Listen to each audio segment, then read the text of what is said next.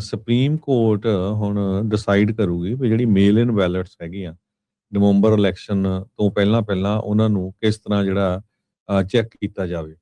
Trump ਹੁਣੀ ਤਾਂ ਕੋਸ਼ਿਸ਼ ਕਰ ਰਹੇ ਆ ਵੀ ਜਿਹੜੀ ਮੇਲ ਇਨ ਬੈਲਟ ਆ ਇਹ ਖਤਮ ਹੋਣੀ ਚਾਹੀਦੀ ਹੈਗੀ ਆ।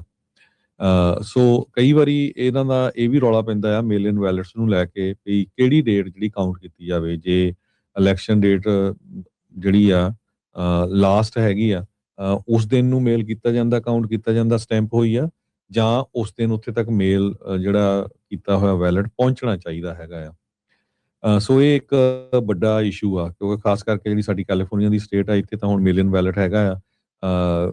ਮਿਸੀਸਿਪੀ ਦੇ ਵਿੱਚ ਇੱਕ ਲਾ ਹੈਗਾ ਆ ਤੇ ਉਹਦੇ ਨਾਲ 13 ਹੋਰ ਸਟੇਟਾਂ ਦੇ ਵਿੱਚ ਵੀ ਉਹ ਕਹਿੰਦੇ ਵੀ ਐਜ਼ ਲੌਂਗ ਐਜ਼ ਇਲੈਕਸ਼ਨ ਡੇ ਵਾਲੇ ਦਿਨ ਪੋਸਟ ਮਾਰਕ ਕੀਤੀ ਹੋਵੇ ਤੁਹਾਡੀ ਜਿਹੜੀ ਬੈਲਟ ਆ ਉਹ ਚਾਹੇ 3-4 ਦਿਨਾਂ ਬਾਅਦ ਵੀ ਪਹੁੰਚਦੀ ਆ ਤੇ ਉਸ ਨੂੰ ਕਾਊਂਟ ਕੀਤਾ ਜਾਵੇ। ਸੋ ਇਹਦੀਆਂ ਜਿਹੜੀਆਂ ਮਿਡ ਟਰਮ ਇਲੈਕਸ਼ਨ ਦੇ ਉੱਤੇ ਤੇ ਨਵੰਬਰ ਦੇ ਵਿੱਚ ਵੀ ਜਿਹੜਾ ਕਾਫੀ ਅਸਰ ਹੋ ਸਕਦਾ ਹੈਗਾ। ਕੈਲੀਫੋਰਨੀਆ, ਨਿਊਯਾਰਕ, ਟੈਕਸਸ ਇਹ ਸਾਰੀਆਂ ਇਹ ਮੇਨ ਸਟੇਟਾਂ ਹੈਗੀਆਂ ਜਿੱਥੇ ਜੋ ਲੋਕ ਮੇਲ ਇਨ ਬੈਲਟ ਡਿਫਰੈਂਟ ਕਰਦੇ ਹੈਗੇ ਆ ਬਾਕੀ ਜਿਹੜੀਆਂ ਹੋਰ ਸਟੇਟਾਂ ਦੇ ਨਾਲੋਂ।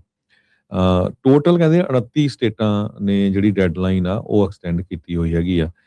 ਸੋ 4 ਰਿਪਬਲਿਕਨ ਸਟੇਟਸ ਉਹਨਾਂ ਨੇ ਚੇਂਜ ਕਰ ਦਿੱਤਾ ਲਾ ਵੀ ਜਿਹੜਾ ਆ counting of late arrival ballots ਉਹ ਨਹੀਂ ਹੋਊਗਾ ਜੇ ਇਲੈਕਸ਼ਨ ਦਿਨ ਜਿਹੜਾ ਡੇਟ ਹੈਗੀ ਉਸ ਦਿਨ ਤੱਕ ਬੈਲਟ ਨਹੀਂ ਆਇਆ, ਜੇ ਉਹ ਤੋਂ ਬਾਅਦ ਆਏ ਤੇ ਉਹਨਾਂ ਨੂੰ ਕਾਊਂਟ ਨਹੀਂ ਕੀਤਾ ਜਾਊਗਾ। ਸੋ ਇਹ ਕਾਫੀ ਵੱਡਾ ਕੇਸ ਹੈਗਾ। ਮਿਸੀਸਿਪੀ ਦੇ ਰਿਪਬਲਿਕਨ ਅਟਾਰਨੀ ਜਨਰਲ ਡਿਫੈਂਡ ਕਰ ਰਹੇ ਆ ਲਾ ਨੂੰ। ਕਹਿੰਦੇ ਵੀ ਜੇ ਇਲੈਕਸ਼ਨ ਡੇ ਤੱਕ ਆਊਗਾ ਕੋਈ ਵੀ ਬੈਲਟ ਉਸ ਨੂੰ ਜਿਹੜਾ ਕਾਊਂਟ ਕੀਤਾ ਜਾਊਗਾ, ਉਸ ਤੋਂ ਬਾਅਦ ਨਹੀਂ ਕਾਊਂਟ ਕੀਤਾ ਜਾਊਗਾ। ਸੋ ਹੁਣ ਫਾਈਨਲੀ ਜੋ ਆ ਇਹ ਸੁਪਰੀਮ ਕੋਰਟ ਇਸ ਸੰਬੰਧ ਦੇ ਵਿੱਚ ਡਿਸਾਈਡ ਕਰੂਗੀ ਜੀ। ਸੁਪਰੀਮ ਕੋਰਟ ਹੁਣ ਡਿਸਾਈਡ ਕਰੂਗੀ ਵੀ ਜਿਹੜੀ ਮੇਲ ਇਨ ਬੈਲਟਸ ਹੈਗੀਆਂ ਨਵੰਬਰ ਇਲੈਕਸ਼ਨ ਤੋਂ ਪਹਿਲਾਂ ਉਹਨਾਂ ਨੂੰ ਕਿਸ ਤਰ੍ਹਾਂ ਜਿਹੜਾ ਚੈੱਕ ਕੀਤਾ ਜਾਵੇ। ਟਰੰਪ ਹੁਣੀ ਤਾਂ ਕੋਸ਼ਿਸ਼ ਕਰ ਰਹੇ ਆ ਵੀ ਜਿਹੜੀ ਮੇਲ ਇਨ ਬੈਲਟ ਆ ਇਹ ਖਤਮ ਹੋਣੀ ਚਾਹੀਦੀ ਹੈਗੀ ਆ। ਸੋ ਕਈ ਵਾਰੀ ਇਹਨਾਂ ਦਾ ਇਹ ਵੀ ਰੌਲਾ ਪੈਂਦਾ ਆ ਮੇਲ ਇਨ ਬੈਲਟਸ ਨੂੰ ਲੈ ਕੇ ਵੀ ਕਿਹੜੀ ਡੇਟ ਜਿਹੜੀ ਕਾਊਂਟ ਕੀਤੀ ਜਾਵੇ। ਜੇ ਇਲੈਕਸ਼ਨ ਡੇਟ ਜਿਹੜੀ ਆ ਲਾਸਟ ਹੈਗੀ ਆ ਉਸ ਦਿਨ ਨੂੰ ਮੇਲ ਕੀਤਾ ਜਾਂਦਾ, ਕਾਊਂਟ ਕੀਤਾ ਜਾਂਦਾ, ਸਟੈਂਪ ਹੋਈ ਆ, ਜਾਂ ਉਸ ਦਿਨ ਉੱਥੇ ਤੱਕ ਮੇਲ ਜਿਹੜਾ ਕੀਤਾ ਹੋਇਆ ਬੈਲਟ ਪਹੁੰਚਣਾ ਚਾਹੀਦਾ ਹੈਗਾ ਆ। ਸੋ ਇਹ ਇੱਕ ਵੱਡਾ ਇਸ਼ੂ ਆ ਕਿਉਂਕਿ ਖਾਸ ਕਰਕੇ ਜਿਹੜੀ ਸਾਡੀ ਕੈਲੀਫੋਰਨੀਆ ਦੀ ਸਟੇਟ ਆ ਇੱਥੇ ਤਾਂ ਹੁਣ ਮਿਲੀਅਨ ਬੈਲਟ ਹੈਗਾ ਆ। ਮਿਸੀਸਿਪੀ ਦੇ ਵਿੱਚ ਇੱਕ ਲਾ ਹੈਗਾ ਆ ਤੇ ਉਹਦੇ ਨਾਲ 13 ਹੋਰ ਸਟੇਟਾਂ ਦੇ ਵਿੱਚ ਵੀ ਉਹ ਕਹਿੰਦੇ ਵੀ ਐਜ਼ ਲੌਂਗ ਐਜ਼ ਇਲੈਕਸ਼ਨ ਡੇ ਵਾਲੇ ਦਿਨ ਪੋਸਟ ਮਾਰਕ ਕੀਤੀ ਹੋਵੇ ਤੁਹਾਡੀ ਜਿਹੜੀ ਬੈਲਟ ਆ ਉਹ ਚਾਹੇ 3-4 ਦਿਨਾਂ ਬਾਅਦ ਵੀ ਪਹੁੰਚਦੀ ਆ ਤੇ ਉਸ ਨੂੰ ਕਾਊਂਟ ਕੀਤਾ ਜਾਵੇ। ਸੋ ਇਹਦੀਆਂ ਜਿਹੜੀਆਂ ਮਿਡ ਟਰਮ ਇਲੈਕਸ਼ਨ ਦੇ ਉੱਤੇ ਤੇ ਨਵੰਬਰ ਦੇ ਵਿੱਚ ਵੀ ਜਿਹੜਾ ਕਾਫੀ ਅਸਰ ਹੋ ਸਕਦਾ ਹੈਗਾ। ਕੈਲੀਫੋਰਨੀਆ, ਨਿਊਯਾਰਕ, ਟੈਕਸਸ ਇਹ ਸਾਰੀਆਂ ਇਹ ਮੇਨ ਸਟੇਟਾਂ ਹੈਗੀਆਂ ਜਿੱਥੇ ਜੋ ਲੋਕ ਮੇਲ ਇਨ ਬੈਲਟ ਡਿਫਰੈਂਟ ਕਰਦੇ ਹੈਗੇ ਆ ਬਾਕੀ ਜਿਹੜੀਆਂ ਹੋਰ ਸਟੇਟਾਂ ਦੇ ਨਾਲੋਂ।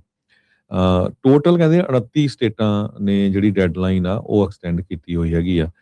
ਸੋ 4 ਰਿਪਬਲਿਕਨ ਸਟੇਟਸ ਉਹਨਾਂ ਨੇ ਚੇਂਜ ਕਰ ਦਿੱਤਾ ਲਾ ਵੀ ਜਿਹੜਾ ਆ counting of late arrival ballots ਉਹ ਨਹੀਂ ਹੋਊਗਾ ਜੇ ਇਲੈਕਸ਼ਨ ਦਿਨ ਜਿਹੜਾ ਡੇਟ ਹੈਗੀ ਉਸ ਦਿਨ ਤੱਕ ਬੈਲਟ ਨਹੀਂ ਆਇਆ, ਜੇ ਉਹ ਤੋਂ ਬਾਅਦ ਆਏ ਤੇ ਉਹਨਾਂ ਨੂੰ ਕਾਊਂਟ ਨਹੀਂ ਕੀਤਾ ਜਾਊਗਾ। ਸੋ ਇਹ ਕਾਫੀ ਵੱਡਾ ਕੇਸ ਹੈਗਾ। ਮਿਸੀਸਿਪੀ ਦੇ ਰਿਪਬਲਿਕਨ ਅਟਾਰਨੀ ਜਨਰਲ ਡਿਫੈਂਡ ਕਰ ਰਹੇ ਆ ਲਾ ਨੂੰ। ਕਹਿੰਦੇ ਵੀ ਜੇ ਇਲੈਕਸ਼ਨ ਡੇ ਤੱਕ ਆਊਗਾ ਕੋਈ ਵੀ ਬੈਲਟ ਉਸ ਨੂੰ ਜਿਹੜਾ ਕਾਊਂਟ ਕੀਤਾ ਜਾਊਗਾ, ਉਸ ਤੋਂ ਬਾਅਦ ਨਹੀਂ ਕਾਊਂਟ ਕੀਤਾ ਜਾਊਗਾ।